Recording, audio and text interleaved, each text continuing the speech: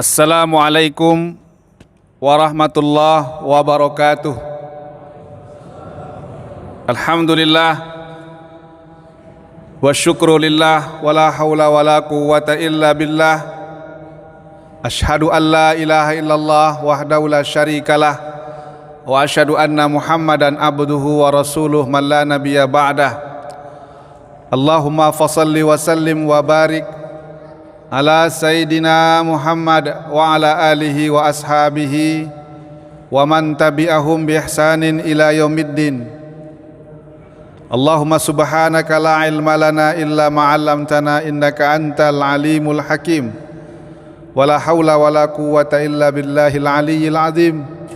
Rabbi shrah li sadri wa yassir li amri wahlul 'uqdatam min lisani yafqahu qawli. Jamaah salat tarawih yang sama-sama dimuliakan Allah.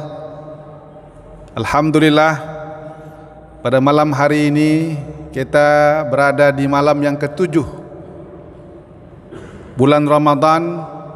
Kita bisa melaksanakan salat tarawih, merupakan satu kenikmatan dari Allah Subhanahu wa taala. Tema pembahasan kita pada malam hari ini, Ramadan, aktualisasi kesalehan sosial. Berbicara Ramadan, kalau kita lihat dalam berbagai hadis, maka Allah Subhanahu wa taala memberikan banyak kelebihan-kelebihan yang ada di bulan Ramadan. Ada hadis yang berbicara tentang Ramadan 10 pertama adalah bulan rahmat, 10 yang kedua Allah turunkan maghfirah, dan 10 yang ketiga Allah bebaskan kaum muslimin dengan sebab Ramadan. Ketika dia mampu mengoptimalkan amaliyah-amaliyah di bulan Ramadan, Allah bebaskan mereka dari api neraka. Kemudian juga dalam hadis yang lain, dengan datangnya bulan Ramadan, Allah buka pintu surga seluas-luasnya, Allah tutup pintu neraka serapat-rapatnya, dan Allah belenggu yang namanya syaitan-syaitan yang selama ini menggoda manusia. Maka juga kita perhatikan, ternyata tidak sekedar kelebihan dan kelebihan yang disampaikan tadi. Ternyata amaliyah-amaliyah yang kita lakukan selama di bulan Ramadan, dari kita bangun tidur sampai kita tidur kembali, maka banyak yang berhubungan dengan kesolehan sosial. Bagaimana kita bisa dengan sebab amal ibadah tadi, hubungan kita dengan sesama manusia akan semakin membaik. Hablum minan nas kita akan semakin membaik kalau kita bisa menjiwai setiap ubudiyah yang kita laksanakan selama di bulan Ramadan. Saya batasi ada 5 ibadah favorit baginda Rasulullah sallallahu alaihi wasallam. Kita coba lihat apakah ada hubungan korelasi dengan kesolehan sosial ataupun hablum minan nas kita. Yang pertama, tentu ibadah favorit Nabi Muhammad di bulan Ramadan ini, nomor 1 adalah puasa.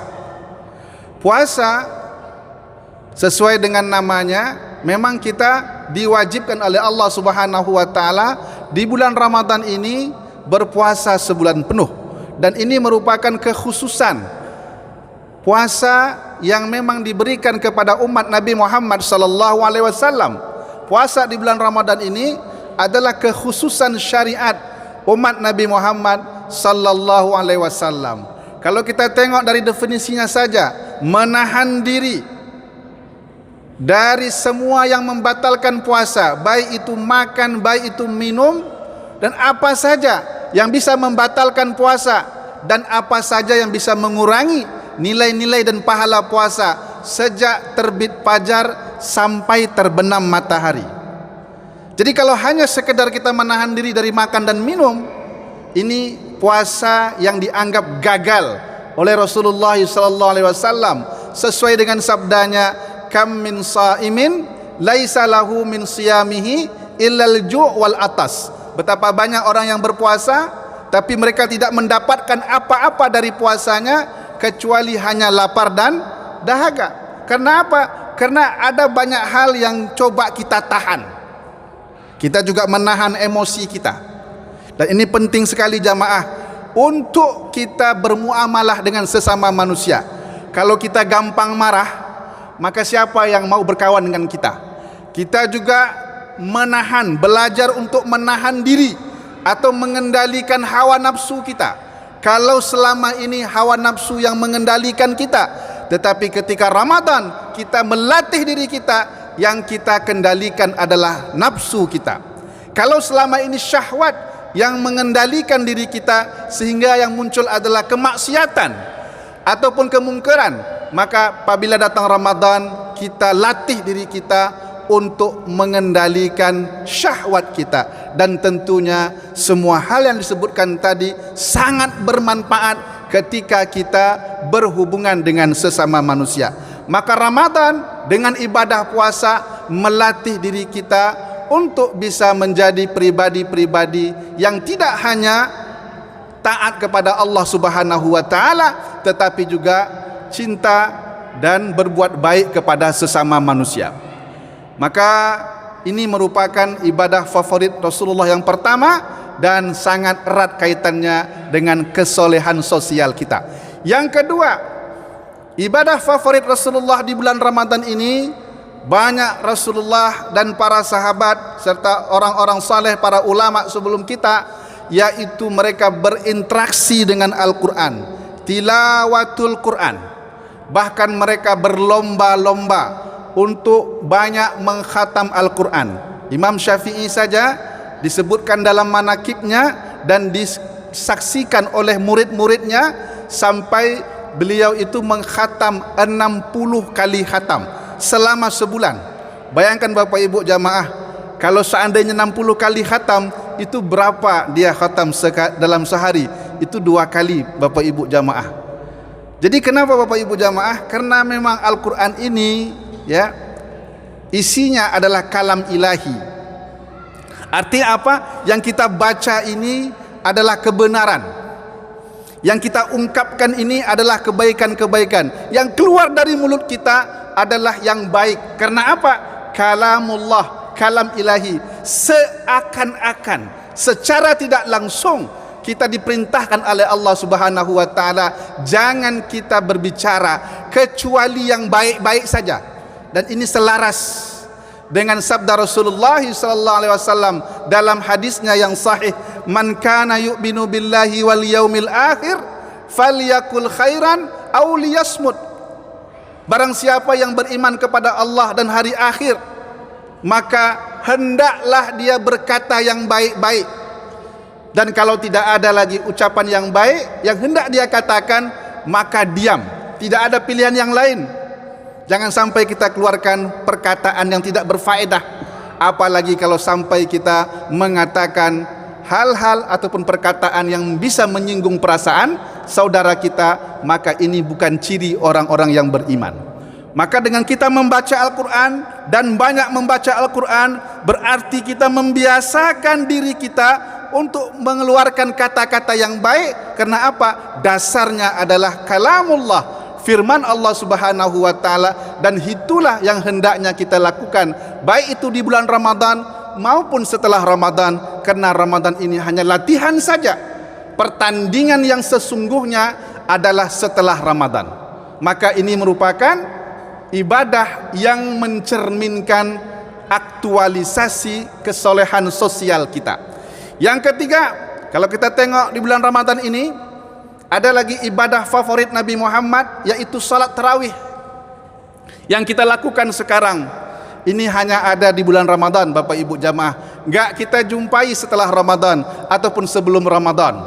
Tarawih yang kita lakukan ini Bapak Ibu jamaah tentu mencerminkan kebersamaan, mencerminkan persatuan. Kita boleh berbeda-beda suku, berbeda-beda latar belakang, berbeda-beda profesi, berbeda-beda tempat tinggal, tetapi kita bisa menyatu di dalam satu masjid dalam jumlah yang ratusan, bahkan sebagian masjid dalam jumlah yang ribuan, untuk bisa hadir bersama-sama melaksanakan salat berjamaah, khususan salat tarawih.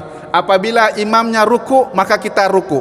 Apabila imamnya sujud, maka kita sujud. Maka indahnya kebersamaan, ya, indahnya kebersamaan. Kita bisa bercengkrama, bahkan kita kalau tak sempat bersilaturahim ke masing-masing rumah-rumah jamaah kita bisa bersilaturahim di masjid, berjumpa, bercengkrama, berdialog dan mengatakan hal yang baik-baik kepada saudara-saudara kita. Maka Ramadan memupuk kebersamaan, mempererat tali silaturahim dan memperkuat ukhuwah al-islamiyah antara sesama kita. Maka kita lihat ketika kita rajin membaur dengan masyarakat, dengan jamaah kaum muslimin yang datang di masjid, rajin kita barangkali berbicara, bercengkrama, maka insya Allah akan semakin baiklah hablum minannas antara sesama kita. Dan ini modal utama untuk menjadi orang-orang yang bertakwa, sukses di dunia, insya Allah sukses di akhirat. Yang keempat, kalau kita tengok ibadah favorit Rasulullah SAW ketika bulan Ramadan, yaitu Rasulullah menjadi pribadi-pribadi yang dermawan. Maka Rasulullah bersedekah, dan Rasulullah memperbanyak sedekahnya lagi ketika berada di bulan Ramadan. Rasulullah adalah pribadi yang dermawan. Di luar Ramadan disaksikan oleh sahabat-sahabat, dan kita banyak baca dalam riwayat betapa Rasulullah ini adalah orang yang dermawan. Dan itu diakui oleh sahabat-sahabat Rasulullah SAW. Tapi apabila ketika beliau berada di bulan Ramadan, maka lebih dermawan lagi. Rasulullah lebih membanyakkan sedekah-sedekahnya lagi. Maka kata para sahabat, Rasulullah itu kalau sudah masuk bulan Ramadan lebih dermawan daripada angin yang berhembus. Bapak Ibu coba tengok, kalau kita berada di luar, angin barangkali semilir angin yang kita hirup udaranya, oksigen, angin tak pernah memilih orang. Siapapun, ya, siapapun dia, mau dia beriman ataupun tidak, ya, mau dia taat ataupun tidak, itu angin dia hembus, dan semua orang bisa menghirup oksigen yang diproduksi oleh angin. Artinya apa? Angin tidak pilih kasih, dia dermawan. Tapi kata para sahabat, Rasulullah lebih dermawan lagi daripada angin yang berhembus. Artinya apa? Ini adalah bulan sosial di mana kita diperintahkan oleh Allah Subhanahu wa taala untuk memupuk, ya, hablum minannas kita, membantu sesama. Ya, ketika kita diberikan kelebihan rezeki oleh Allah Subhanahu wa taala, maka tanpa disuruh-suruh, tanpa dipaksa-paksa, tanpa dikode-kode, kita bantu saudara-saudara kita. Bahkan kita berlomba-lomba. Coba kita tengok kalau di Mekah sana, ketika menjelang berbuka tuh orang berebut, bukan berebut mengambil perbukaan, tapi orang berebut memberi perbukaan kepada orang-orang yang ada di sekitar Mekah sana. Kenapa? Karena mereka mengetahui keutamaan memberi perbukaan kepada orang yang berpuasa, dapat pahala seperti pahala orang yang berpuasa, atau kama qala Rasulullah sallallahu alaihi wasallam. Dan kita lihat lagi ibadah favorit yang kelima, yaitu apabila masuk 10 hari terakhir atau 10 malam terakhir Ramadan, maka Rasulullah sallallahu alaihi wasallam memberikan contoh kepada kita kaum muslimin untuk i'tikaf 10 hari atau 10 malam selama 10 malam terakhir di bulan Ramadan. Kalau bisa kita tak keluar-keluar, masuk di masjid, keluarnya kita hanya untuk keperluan sanitasi dan yang lain-lain. Tapi kalau tak bisa juga, barangkali ya kita masih ada kerja yang tak bisa ditinggalkan, masih ada kontrak dengan perusahaan, macam-macam lah, tak bisa kita tinggalkan. Saya teringat ungkapan para ulama usul fikih mengatakan, ma la yudriku kullahu la yutraku ba'duhu, atau la yutraku julluhu. Barangkali tak bisa kita kerjakan semuanya, maka jangan kita tinggalkan semuanya, kerjakan sebagiannya atau sekemampuan kita. Tak bisa kita 10 hari, berapa hari kita bisa i'tikaf.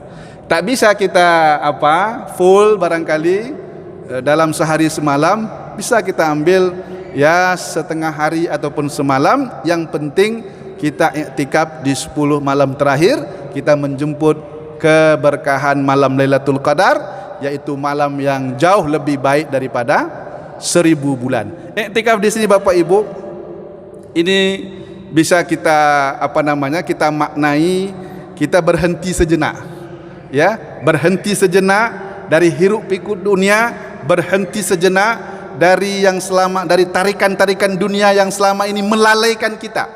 Lalu kita coba tafakkur, kita coba muhasabah, kita ambil energi yang sumbernya dari Allah Subhanahu wa taala lewat zikir kita, lewat tilawah kita, lewat ibadah-ibadah kita gunakan energi ini sebagai bekal utama kita untuk bisa melakukan hablum minallah dan tentunya hablum minan nas. Maka jamaah yang sama-sama mati Allah Subhanahu wa taala, pribadi-pribadi yang sukses melewati amaliyah-amaliyah tadi selama bulan Ramadan yang merupakan madrasah kita, insyaallah mereka adalah orang-orang yang sukses ketika melaksanakan hablum minallah dan insyaallah juga ketika melaksanakan hablum minan nas. Mudah-mudahan kita yang hadir pada malam hari ini, mumpung masih berada di malam yang ke-7 Ramadan, ayo kita optimalkan lagi ibadah-ibadah, terutama 5 ibadah favorit tadi selama kita berada di bulan Ramadan, sehingga betul-betul setelah Ramadan kita menjadi pribadi-pribadi yang bertakwa. Aku lu qauli haza wa astaghfirullah li wa lakum wa lisairil muslimin innahu wat tawwabur rahim. Assalamualaikum warahmatullahi wabarakatuh.